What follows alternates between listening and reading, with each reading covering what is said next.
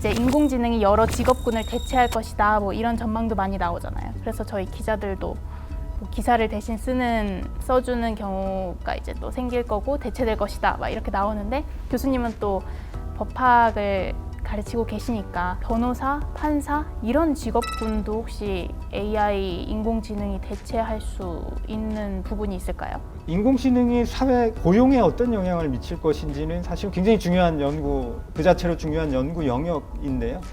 일반론적으로 얘기하면 인공지능이 적어도 지금 수준의 기술을 전제로 할 때 고용을 줄일 것이다라는 징후가 그렇게 또렷하게 보이진 않습니다. 예를 들면 기자라는 직업을 한번 생각을 해보시면 인공지능이 쓸 수 있는 종류의 기사가 굉장히 제한돼요.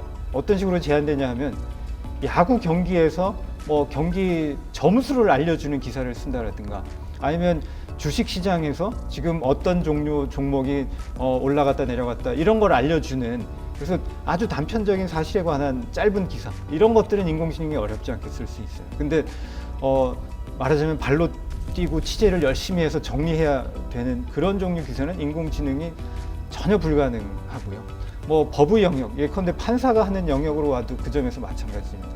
인공지능이 큰 도움을 줄 수 있는 것은 기존의 법 조문을 정리해 준다라든가 또는 판례 중에 어떤 중요한 개념이나 키워드가 있는 거를 찾아서 정리해 준다든가 이런 거는 인공지능이 굉장히 쉽게 도움을 줄 수가 있고요. 근데 그런 걸 재료로 해서 뭔가 논리적인 고민을 해야 되고 그로부터 사고 추론을 해야 되고 이런 영역은 뭐 적어도 지금 수준의 인공지능 기술이 전혀 못 쫓아오는 영역이고요. 정리하자면 아주 이렇게 단순한 반복 작업 이런 것들이 인공지능의 도움을 받을 수 있지만 사람이 머리를 써야 되는 종류 이런 거는 인공지능 기술을 통해서 도움받을 수 있는 영역이 굉장히 제한되죠. 이상한 변호사 우영우 보세요?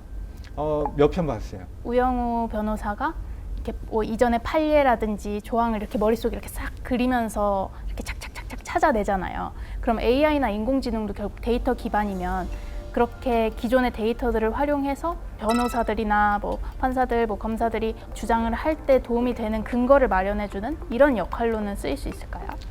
도움을 줄 수 있죠. 그리고 뭐 우영우 변호사는 기억력이 비상한 변호사인데 현실에서는 법이 계속 만들어지고 또 판례는 더더욱 계속 축적되거든요.